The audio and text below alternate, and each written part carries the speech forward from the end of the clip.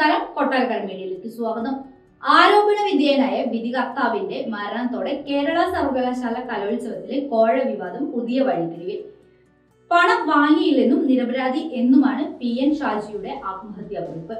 Police ഇന്ന് ചോദ്യം ചെയ്യാനിരിക്കെയായിരുന്നു മരണം. കേസിലെ ഒന്നാം പ്രതിയാണ് വിധികർത്താവ് PN ഷാജി. ഇന്നലെയാണ് കണ്ണൂരിലെ വീട്ടിൽ ഇദ്ദേഹത്തെ മരിച്ച നിലയിൽ കണ്ടെത്തിയത്.